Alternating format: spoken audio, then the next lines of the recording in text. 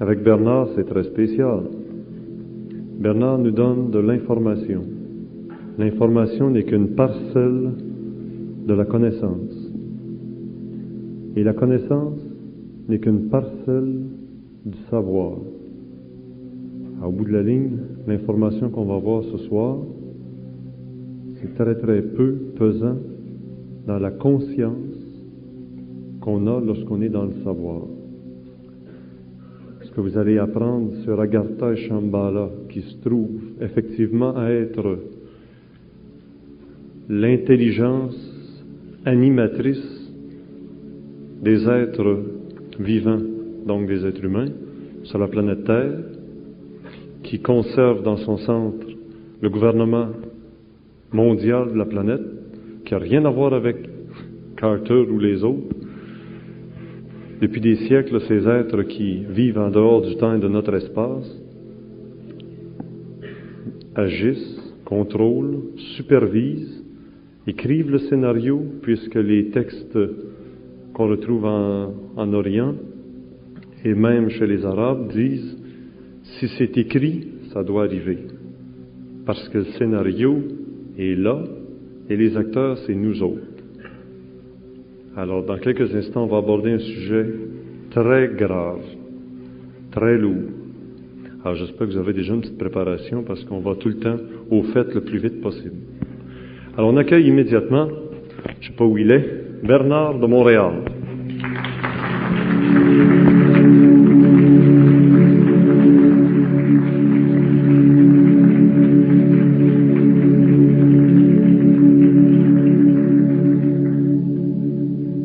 Montréal nous a déjà parlé d'Agartha et Shambhala en nous disant toutes ces tatas, c'est pas important.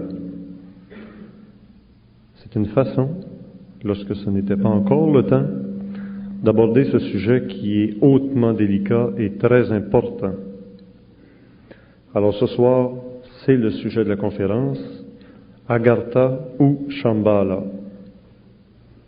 Bernard de Montréal, on sait que dans les connaissances ésotériques, Agartha, Shambhala sont associés à des êtres super intelligents, supra-intelligents, qui vivent à l'intérieur des entrailles de la Terre, mais qui sont en relation étroite avec des intelligences cosmiques et qui semblent contrôler les agissements des êtres vivants sur la planète, aussi bien végétaux, animaux qu'humains. Alors Bernard de Montréal, qui est fusionné, qui est évidemment en relation avec l'intelligence cosmique. Vous devez à peu près savoir de quoi il s'agit lorsqu'on parle d'Agartha et de Shambhala. Bon, pour commencer, pour clarifier d'une façon nette ces deux domaines de l'intelligence, il faut donner à l'homme une perspective psychologique concernant la nature de la réalité. Si l'on prend le monde matériel dans lequel on vit et qu'on établit une base en fonction d'un pourcentage de 0 à 100%, la réalité remplit le 0 à 100%. Et le monde matériel que l'on considère réel équivaut à tout ce qui est en bas de 0.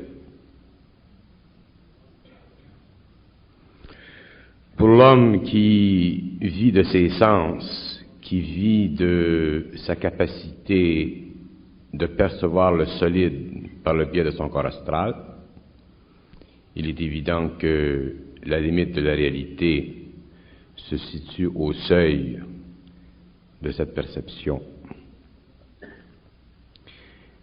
Mais lorsque l'homme entre dans une autre dimension de la réalité, ce qu'on appelle le réel, il s'aperçoit que le matériel est le niveau le plus bas de la vibration de la lumière dans le cosmos, et que plus le matériel est solide, plus la matière est parfaite. Et plus la matière est parfaite, plus l'homme est prisonnier de la matière. Et pour qu'il sorte de cette matière, il est obligé de se servir d'un autre principe. L'Agartha, Shambhala, ces deux centres d'intelligence que l'on connaît par le biais des anciens écrits,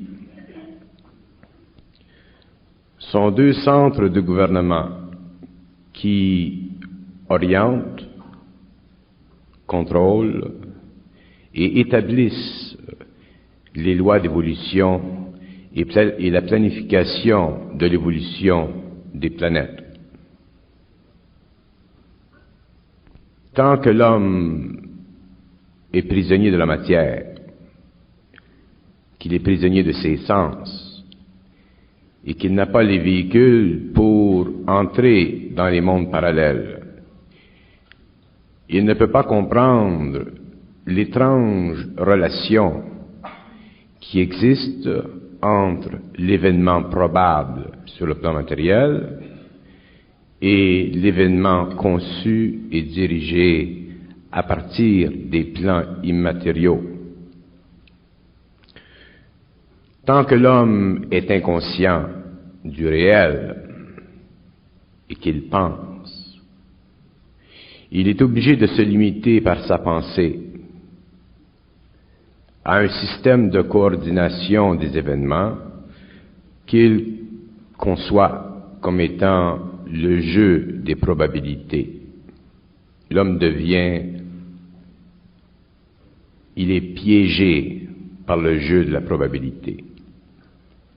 Mais lorsque l'homme entre dans les mondes parallèles, il s'aperçoit que les probabilités sont directement en relation avec le niveau d'intelligence qui dirige l'évolution d'une civilisation et qui donne à cette civilisation, selon son pouvoir évolutif, selon le pouvoir évolutif des individus qui s'incarnent, un certain nombre de probabilités pour atteindre les sommets de la conscience cosmique, c'est-à-dire de la science totale.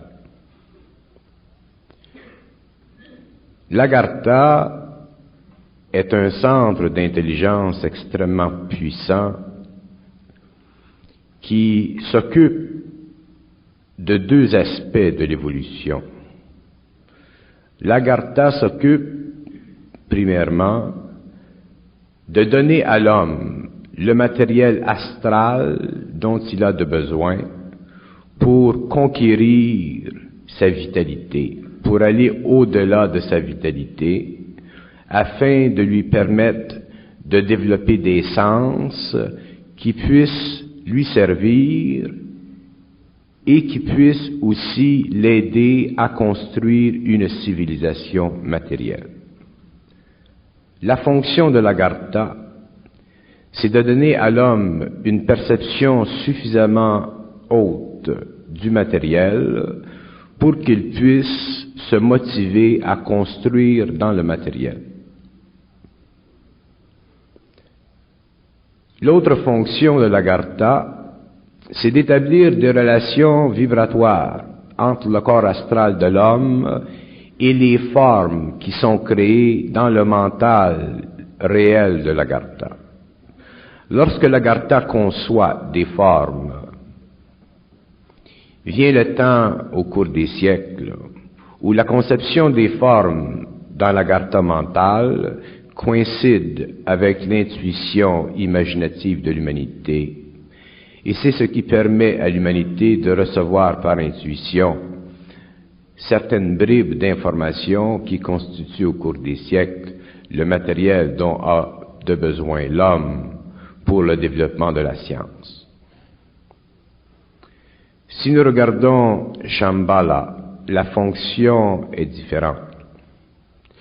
Là où l'Agartha s'occupe du plan astral de l'homme, là où l'Agartha fournit à l'homme l'énergie nécessaire pour qu'il construise une civilisation dominée vibratoirement par elle,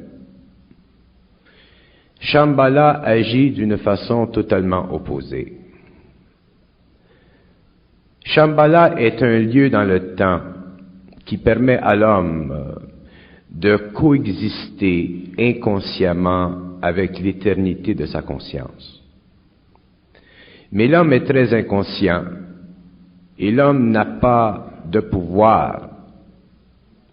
C'est-à-dire que l'homme n'a pas la capacité de se libérer de son matériel et de se servir du véhicule de ce qu'il appelle l'esprit pour entrer en contact avec ce plan d'énergie. De sorte que l'homme est incapable de réaliser la différence entre son intelligence réelle et son intelligence irréelle, c'est-à-dire l'intelligence qu'il doit subir dans la vie. Et le but de Shambhala, c'est d'élever la vibration de l'intelligence de l'homme, afin qu'un jour l'intelligence de l'homme, ce que vous appelez l'intelligence rationnelle, l'intelligence subjective, la faculté de penser, afin d'élever cette vibration pour que l'homme puisse détruire les formes qui ont été créées par l'Agartha, afin que l'homme puisse un jour être dans l'intelligence réelle. Il y a une polarité entre l'Agartha et Shambhala. Bien que l'Agartha et Shambhala soient deux aspects d'un même réel, multidimensionnel, qui affecte l'évolution de notre système solaire, il y a dans le rapport exact de l'homme avec l'Agartha et de l'homme avec Shambhala des forces qui sont en puissance et des forces qui sont en opposition. L'Agartha représente sur le plan cosmique le mal cosmique. Et Shambhala représente sur le plan cosmique les forces de la lumière. Mais le mal cosmique, ce n'est pas le même mal que l'on apprend à la petite école. Le mal cosmique est une condition de l'évolution qui est nécessaire à l'homme afin qu'il puisse développer les corps dont il a besoin pour éventuellement arriver à un stage d'évolution suffisamment avancé pour qu'il puisse détruire ses corps et entrer dans le flux éternel de la lumière. Lorsque l'on parle du flux éternel de la lumière, nous parlons de cette dimension de l'énergie qui est totalement indépendante de l'espace et qui se sert du temps pour voyager dans le temps de l'espace. Mais pour que l'homme entre en contact avec Shambhala, il doit renier son humanité. Il doit devenir passer du stage de l'homme au stage du surhomme. Et le stage du surhomme, c'est ce stage où l'homme n'est plus influencé par les planètes dont se servent l'Agartha pour contaminer l'esprit de l'homme, mais ce stage où l'homme peut conquérir par lui-même toute l'énergie qui entre en lui sans jamais être influencé par le système solaire. Mais pour que l'homme entre en contact avec Shambhala, il faut qu'il soit de la même intelligence que Shambhala. Et pour être de l'intelligence de Shambhala, il ne faut pas pouvoir penser. Parce que penser, ça fait partie de l'évolution de l'humanité, ça fait partie de l'évolution nécessaire de l'humanité. Mais l'homme est arrivé à un stage aujourd'hui où il doit subir une mutation dans son mental. C'est-à-dire qu'il doit subir une mutation qui sera suffisamment puissante pour détruire en lui les formes créées par l'Agartha, afin de le libérer de l'astral, qui est le domaine psychologique, mental, lumineux de l'Agartha, pour éventuellement qu'il puisse, de ses propres ailes, entrer dans le monde pluraliste de la dimensionnalité parfaite de l'esprit cosmique solaire.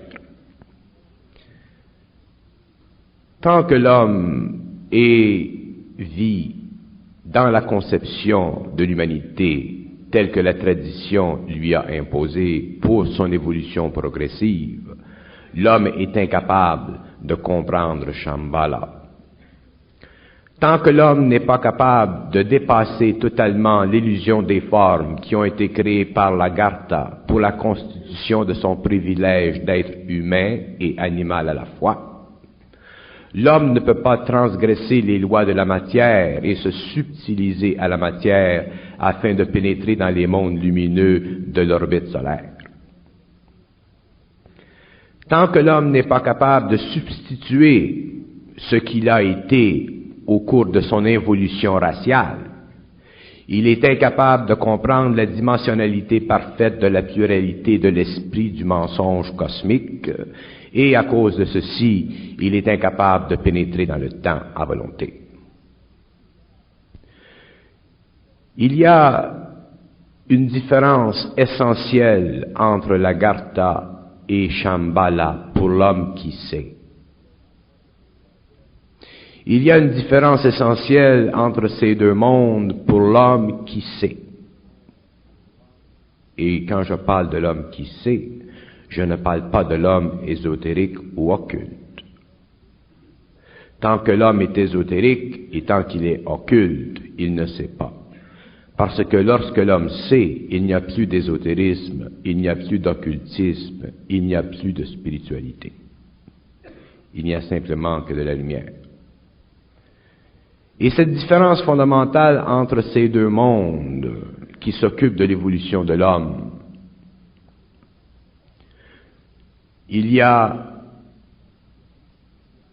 cette dimension de la réalité humaine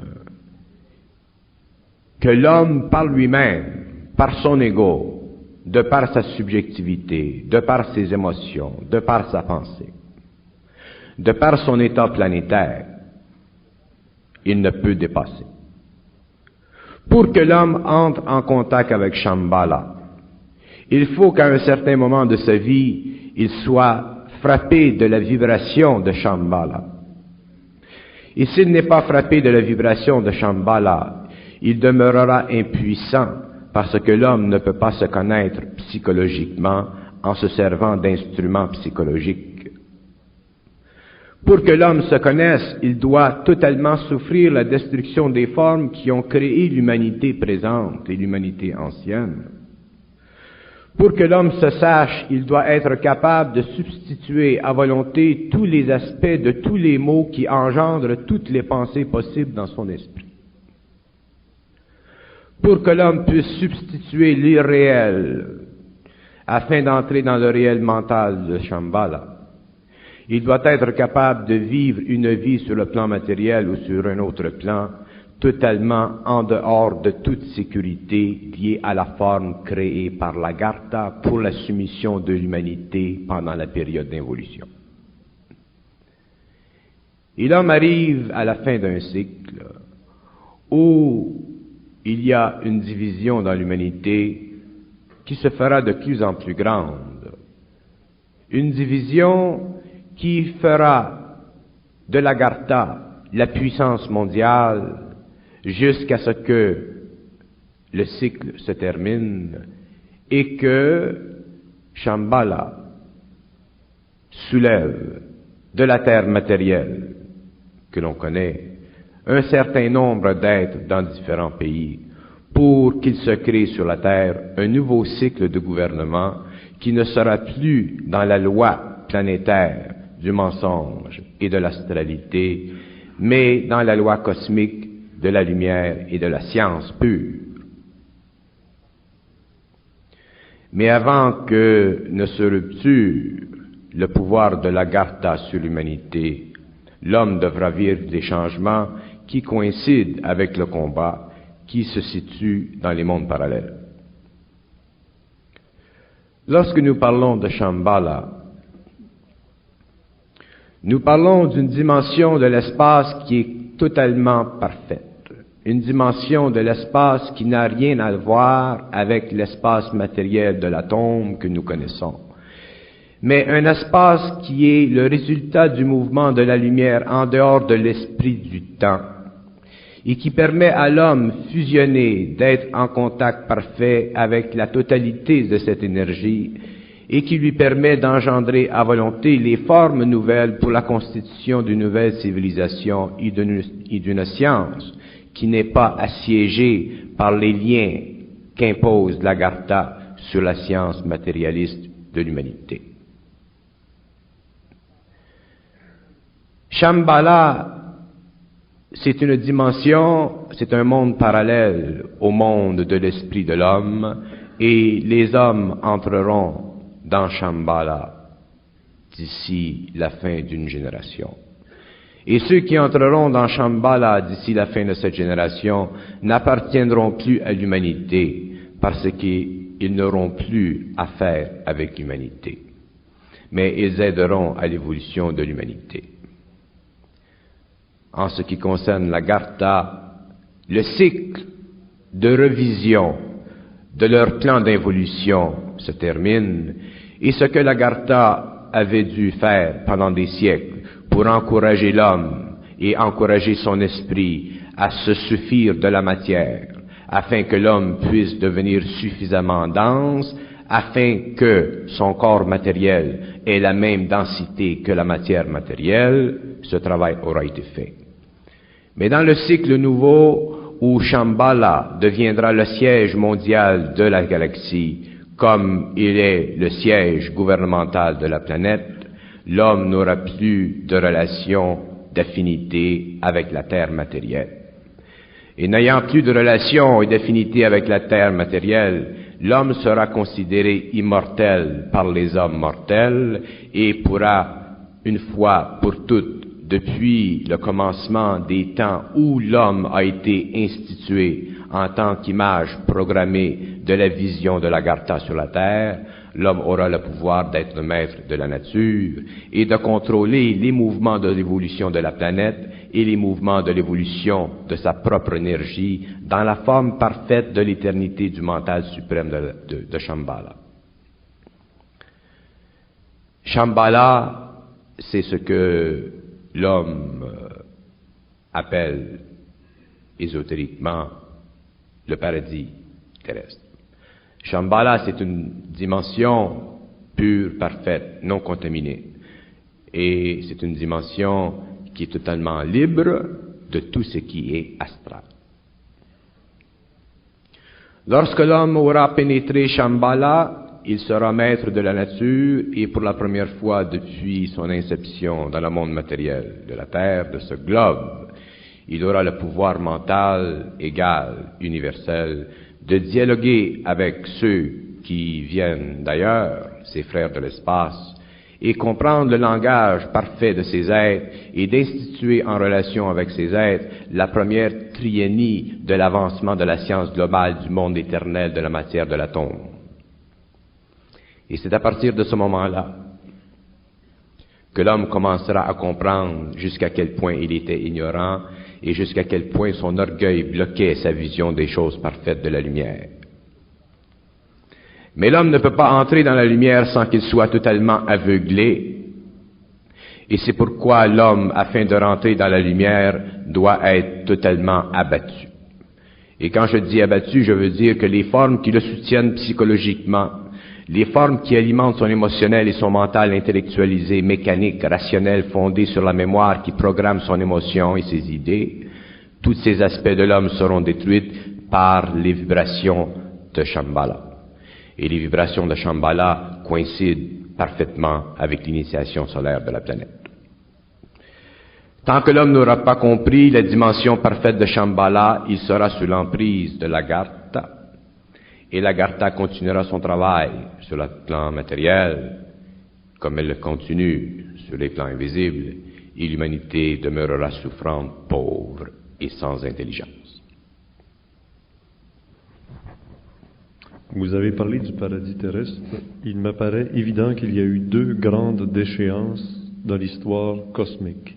La déchéance d'Adam et Ève au paradis terrestre, Mais avant, une autre déchéance, d'êtres de lumière, qu'on appelait les anges, qui sont devenus les démons et qui ont été dominés par Saint Michel Archange, pour donner des noms. Les êtres qui font partie de l'occultisme, qui sont connus dans l'occultisme comme ayant vécu la déchéance, sont les êtres qui sont les suprêmes manipulateurs de l'énergie de l'Agartha.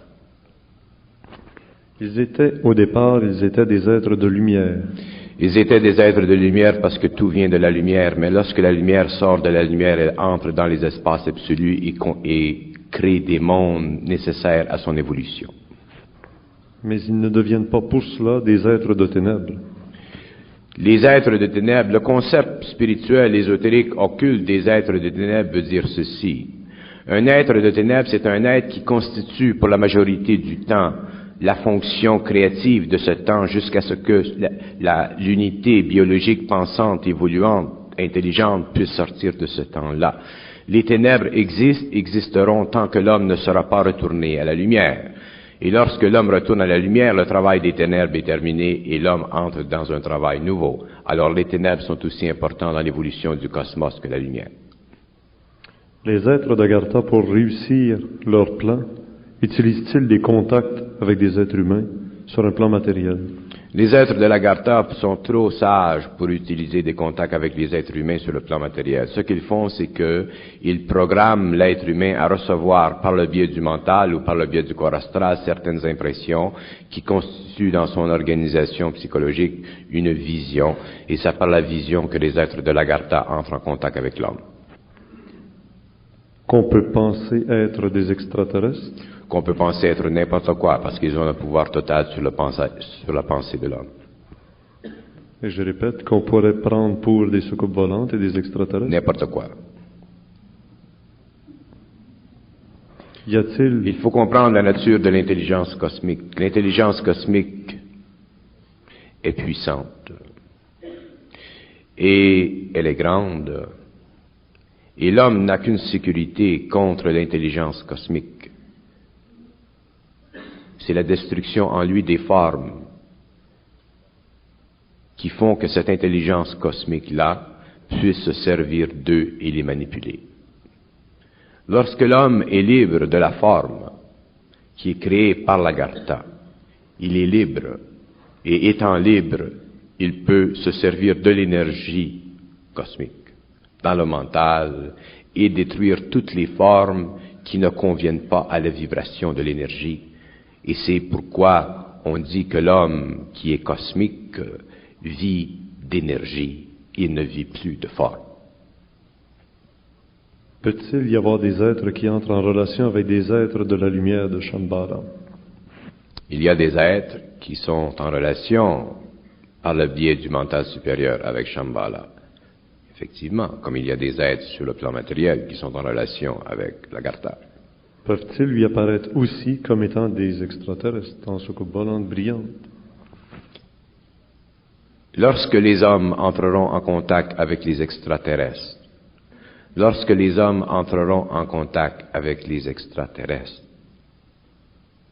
qui doivent travailler avec lui, ce sera la fin du cycle. Et tous les extraterrestres qui entrent en contact avec l'homme avant la fin du cycle ne font pas partie des activités de Shambhala. Ils font partie des activités de l'Agartha. Il n'y a aucun extraterrestre sur la Terre aujourd'hui qui fait partie de l'humanité de demain. Ce sont des êtres qui sont liés par le réseau mental de la planète Pluton et qui se servent de Pluton comme résonateur afin de pénétrer dans notre système solaire. Et leur lien est avec l'Agartha. Et lorsque l'homme entrera en contact avec les extraterrestres, que cet homme soit n'importe où, dans sa maison, dans la forêt, sur un lac, isolé dans le monde, ces êtres-là viendront en contact avec lui parce qu'ils savent où il est.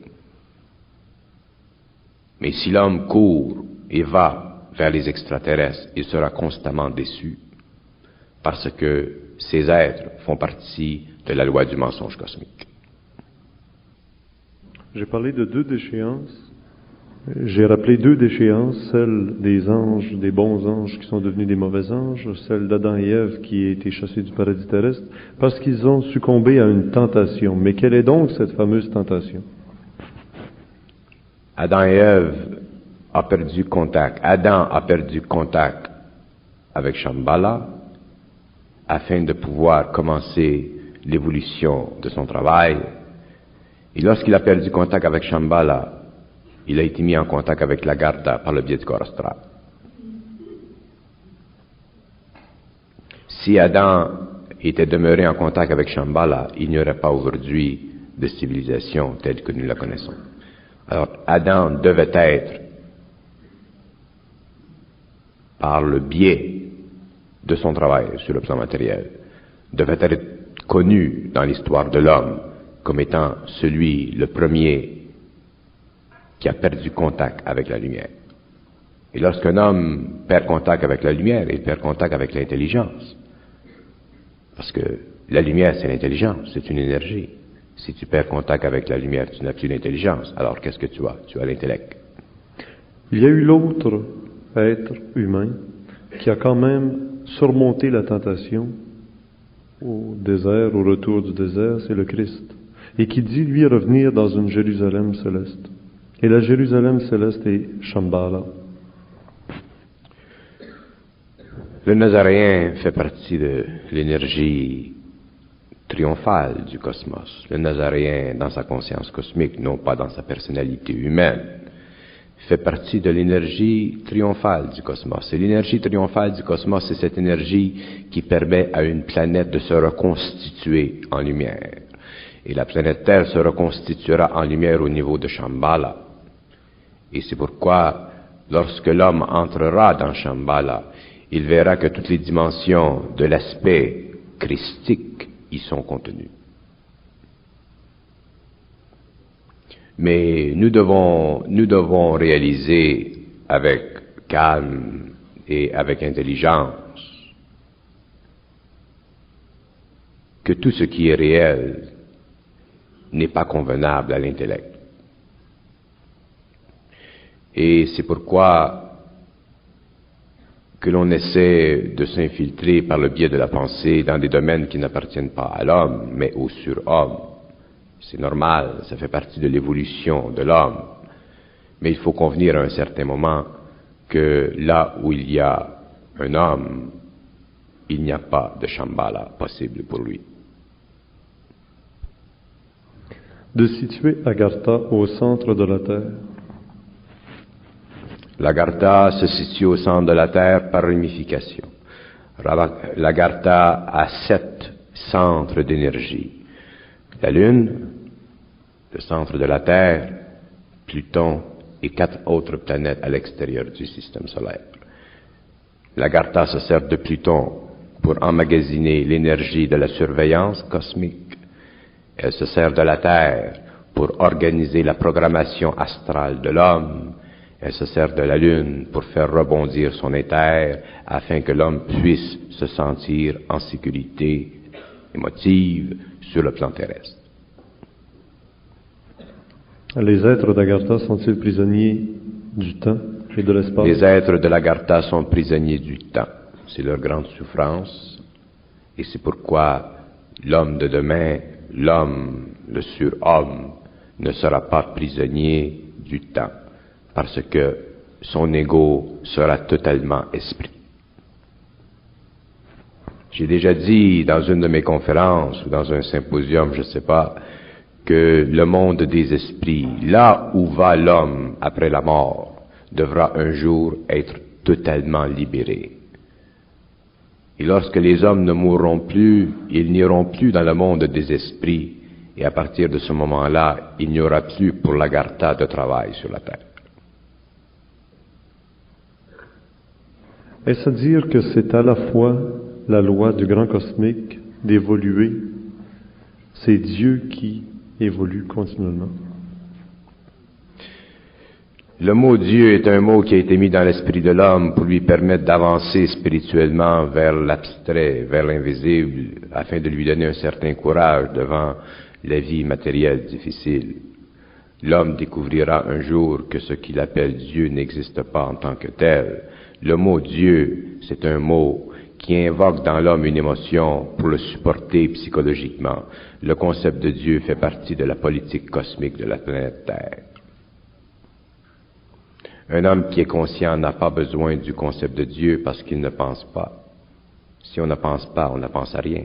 Si on ne pense à rien, on ne souffre de rien. On n'a besoin de rien. C'est ça qui est difficile à l'homme de comprendre.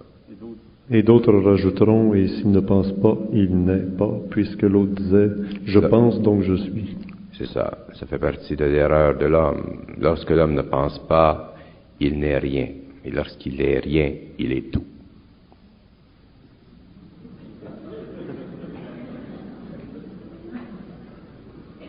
Alors j'entendais par Dieu tantôt la manifestation des alephes originels, qui fait qu'à la limite de cette manifestation des alephes, il doit y avoir inévitablement une action agarthienne, si on veut, genre agartha, pour que les choses descendent dans la matière.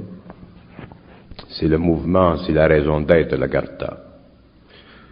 Si l'on parle, si l'on invoque le terme de Dieu pour l'homme, on peut dire que Dieu devient parfait au cours de l'évolution. Mais on ne peut pas engendrer en soi le concept humain de Dieu pour se donner émotivement ou psychologiquement une sécurité, parce que l'homme ne peut pas entrer dans la lumière avec un bagage de sécurité. Quand on entre dans la lumière, on doit être totalement dévêtu, totalement nu. Alors comment concevoir un être comme Bernard qui nous parle du plan mental, des grandes consciences cosmiques, et de ne pas se méfier à savoir, n'est-il pas le produit d'Agartha, puisqu'il est une forme? Oui, c'est une question intéressante.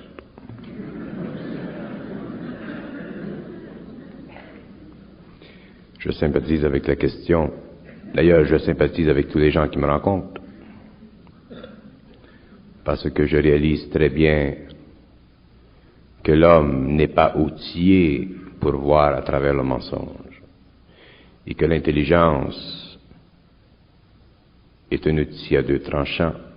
C'est pour ça que je dis et que je crie à tous les toits et à tous les vents depuis quelques années, ne croyez pas. Écoutez, entendez, mais ne croyez pas. Et lorsque les gens seront dans leur propre intelligence intuitive, ils pourront sentir de plus en plus. Mais si l'homme croit, il est foutu.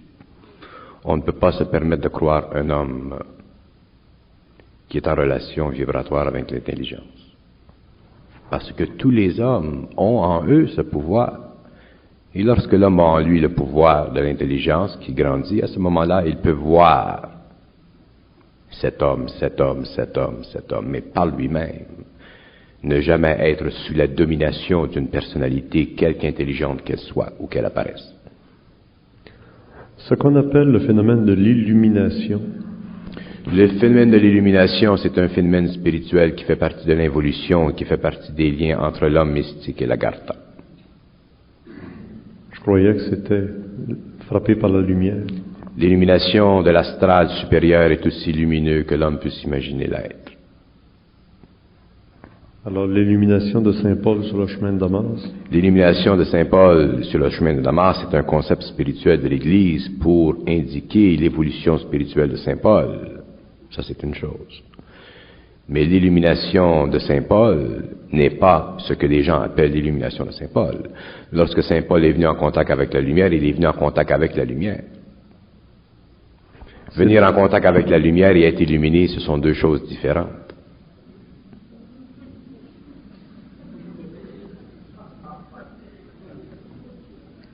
Et on ne peut pas blâmer les pères de l'Église pour ne pas comprendre l'expérience de Saint Paul.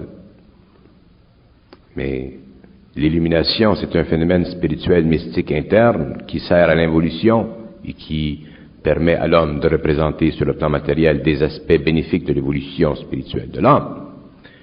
Mais ce n'est pas de la spiritualité que vivra l'homme du 21e et du 22e siècle, du 23e siècle. C'est de la science. cosmique, de la science pure. La spiritualité, c'est une forme qui allège le fardeau de l'homme. Je n'ai rien contre l'illumination, mais il ne faut pas confondre l'illumination avec la conscience cosmique. L'illumination fait partie du monde astral, du reflet de l'astral dans la conscience de l'homme. La conscience cosmique, lorsqu'elle pénètre l'homme par vibration, détruit toute subjectivité dans l'homme et l'homme n'est plus rien. Et lorsqu'il n'est rien, il comprend ce qu'il est.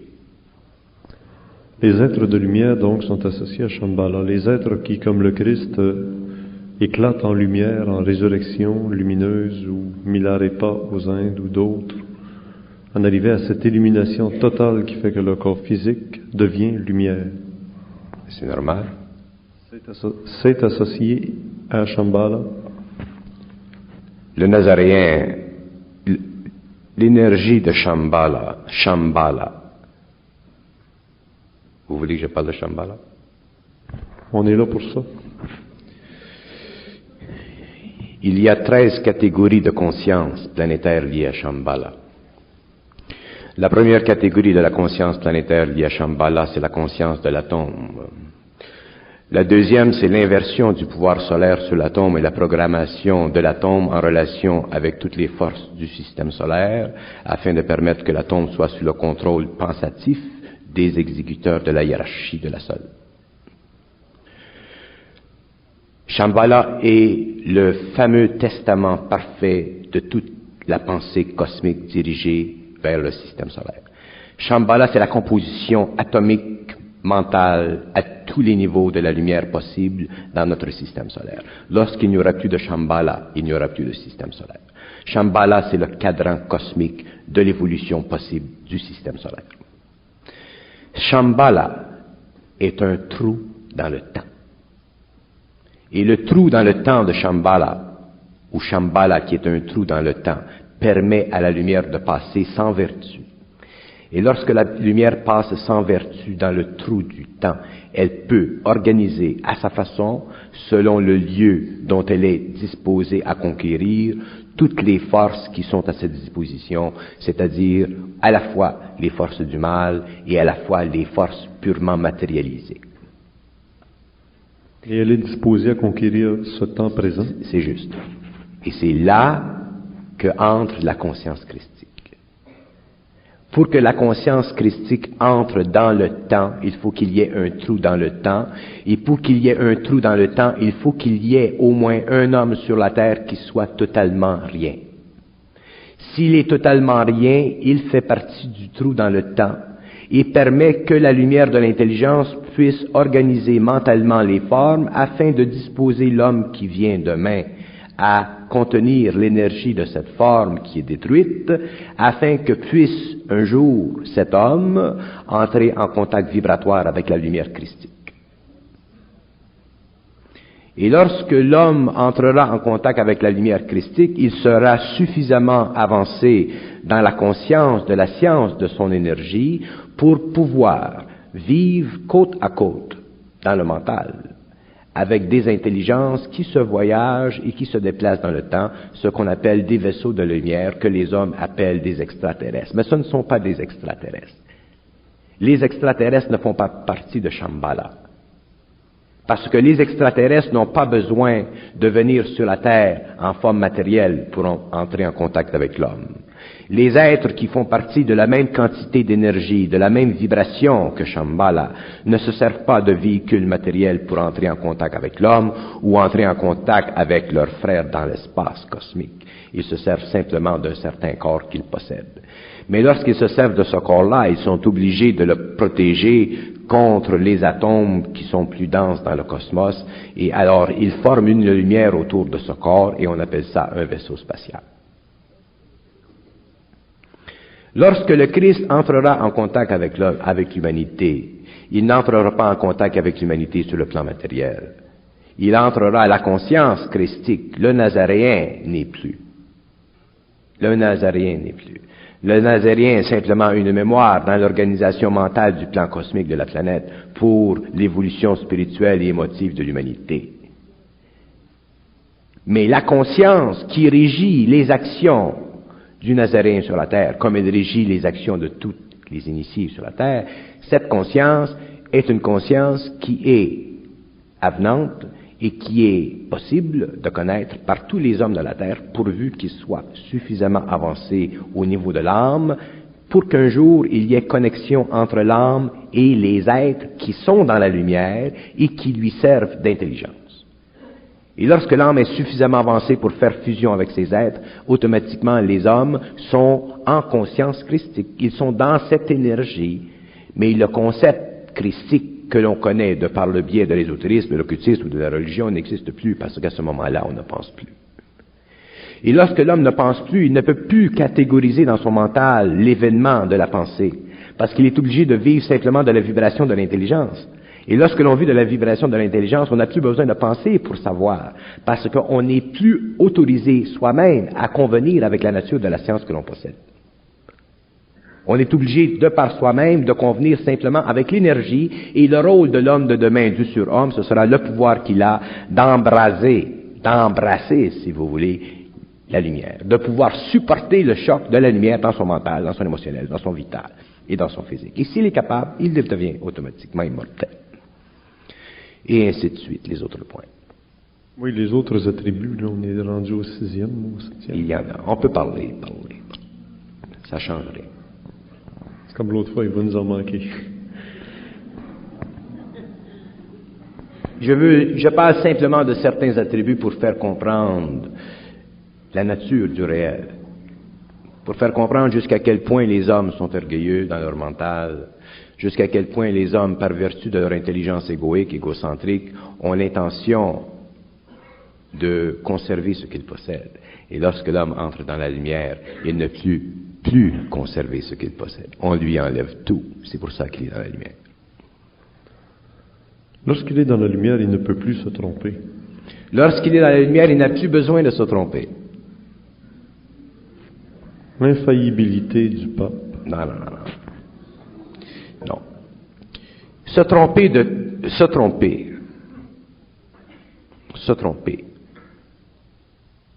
c'est une illusion. Les erreurs n'existent pas. On pense qu'on fait des erreurs, on pense qu'on s'est trompé, mais on ne réalise pas qu'on devait se tromper pour créer des chocs, quelque chose. On ne se trompe pas. Mais on ne comprend pas la dimensionnalité de ce que l'on dit et automatiquement on pense qu'on se trompe parce que l'on pense. Mais lorsque l'on ne pense pas, on ne se trompe jamais.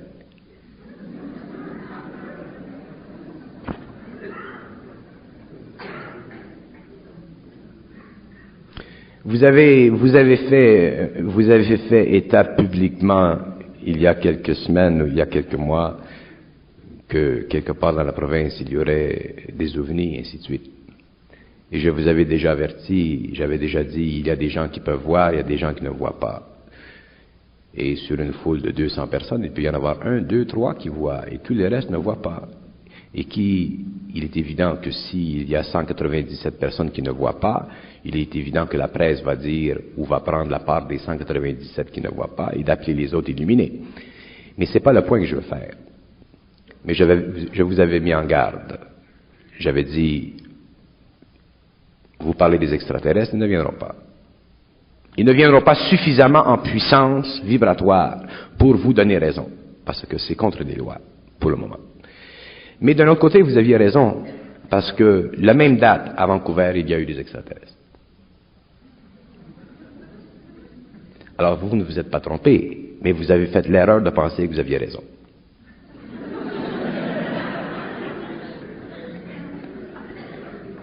Vous comprenez ce que je veux dire? Parce que aussitôt qu'il vient quelque chose à votre esprit, ce que vient à votre esprit pour une raison.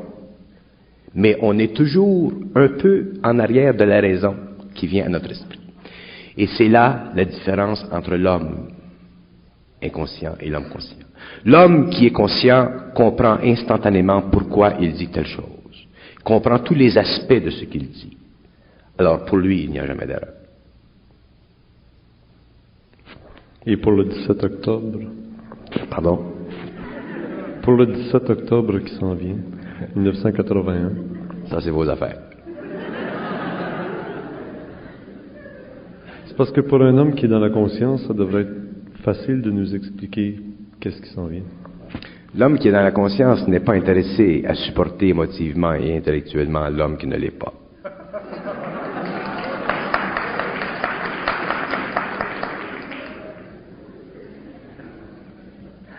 Pour la masse, c'est plus essentiel le visible, le palpable, le temporel, Mais c'est normal. le matériel, Oui.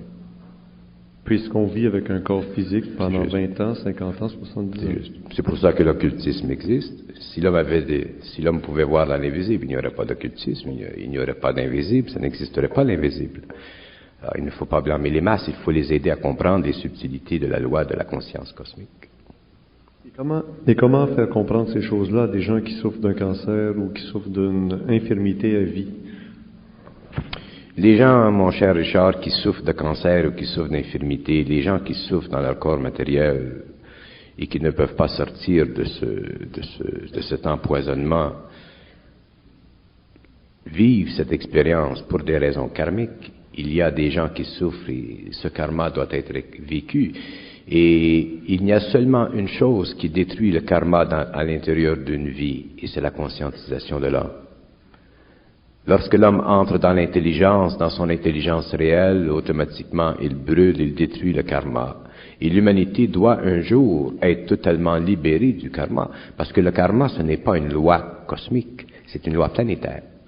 Et un jour, l'homme doit se libérer du karma, parce que l'homme ne peut pas entrer dans la lumière avec du karma. L'homme doit détruire le karma. Mais pour détruire le karma, il faut qu'il y ait en lui une intelligence réelle et une volonté réelle.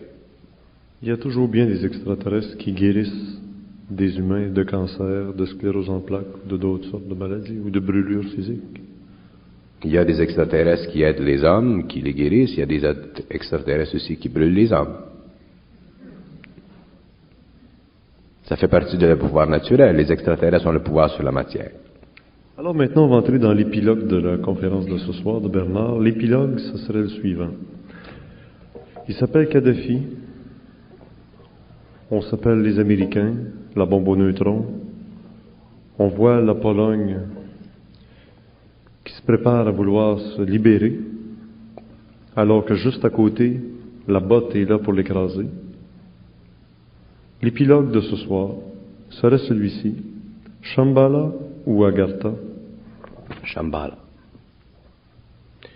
L'homme, d'ailleurs, c'est inutile de le cacher parce que il y a très peu d'hommes sur la terre qui entreront dans Shambhala. Il y a très peu d'hommes sur la terre, sur la quantité d'hommes qui peuplent ce globe, qui entreront dans la lumière. La majorité de l'humanité doit mourir par le processus normal de la mort. Et je ne compte pas les événements mondiaux qui peuvent se créer d'ici à une ou deux générations d'hommes. Mais je parle normalement, l'homme doit mourir parce que l'homme ne peut pas conquérir sa destinée. L'homme ne peut pas conquérir la vibration qui le lie à la matière. L'homme ne peut pas se créer un autre corps. L'homme ne peut pas entrer dans son intelligence réelle, dans sa volonté réelle, pour connaître l'amour réel. Automatiquement, il doit mourir, parce que la mort, c'est le produit de l'ignorance. Alors, ce qui se passe, ce qui se passera jusqu'à la fin du cycle, ça fait partie de tout l'enjeu des forces cosmiques sur la Terre, et l'homme doit le vivre, mais l'humanité de demain ne pourra plus réincarner. Ceux qui mourront, d'ici la fin du cycle, ne pourront pas se réincarner avec autant de facilité sur le globe terrestre qu'ils avaient avant. Ils seront obligés de continuer leur évolution sur d'autres globes pour ne pas retarder l'évolution de la planète. Il faut considérer que l'homme est un être extrêmement prêt et extrêmement retardé. Il est les deux. L'homme est prêt. Mais très peu sont prêts. Et Agartha et Shambhala ne peuvent-ils pas intervenir? Non, ils ne peuvent pas intervenir parce que vous ne pouvez pas demander au président d'une compagnie d'abréger les lois. C'est lui qui établit les lois. C'est l'Agartha qui établit les lois de l'involution, c'est Shambhala qui établit les lois de l'évolution. Et les lois sont fixes, elles sont parfaites, et elles demeurent. L'homme doit entrer dans le règne de la lumière ou mourir dans la mortalité profane de la planète. Le reste, c'est de la sentimentalité, c'est du désir spirituel. Il n'y a donc pas de combat entre Shambhala et Agartha. Ce n'est pas qu'il y a un combat entre Shambhala et Agartha, c'est que ces deux dimensions ont des activités qui leur sont propres. Le combat, il est vécu dans l'homme, au niveau du mal planétaire. Je vous donne un exemple. Si nous prenons le pouvoir de l'argent dans le monde aujourd'hui, l'argent est contrôlé vibratoirement dans l'invisible par Pluton. Et un jour, le pouvoir de l'argent dans le monde, et quand je parle du pouvoir de l'argent dans le monde, je dis jusqu'au niveau des multinationales, des gouvernements, tout ce qui régit, tout ce qui est vibratoirement rattaché à l'argent devra être transféré à un autre camp. De sorte que le pouvoir de l'argent dans le monde, un jour, ne sera plus dans les mains des forces de l'Agartha, mais sera dans les mains des forces de Shambhala. Et lorsque l'argent sera contrôlé par Shambhala, il n'y aura plus d'argent dans le monde. Il y aura des formes plus harmonieuses d'échange entre les hommes. Pour que Agartha travaille, on accepte des êtres associés à Shambhala. Mais pour que Shambhala travaille, on élimine tous les êtres d'Agartha. Parce que l'Agartha fait partie de l'involution, l'Agartha fait partie des activités cosmiques de la planète qui tirent à leur fin. Tandis que Shambhala commence son activité avec l'homme. Et tout en la commençant, Shambhala, lorsque la lumière entre dans son cycle, les ténèbres doivent cesser. C'est un autre cycle. Qui, dans le cosmos, dicte la loi? La lumière. Regardez la nuit. Quand le soleil vient, les ténèbres se repoussent. Lorsque le soleil se retire, les ténèbres entrent. Les ténèbres sont l'absence de lumière. Vous comprenez? Je sais que dans la grande lumière... C'est la même chose avec la Shambhala. Lorsque Shambhala entre en action, l'Agartha doit se retirer. Il n'y a pas de choix. Je sais que les grandes choses se créent dans le Saint des Saints, dans l'obscurité, dans les ténèbres. Et que la lumière, lorsqu'elle se manifeste, nous empêche de bien voir parce qu'elle nous éblouit. Et la lumière est à la fois associée à la chaleur et au feu, qui détruit, qui consume totalement et empêche complètement l'être d'être personnalisé pour se l'approprier, le consumer. Oui.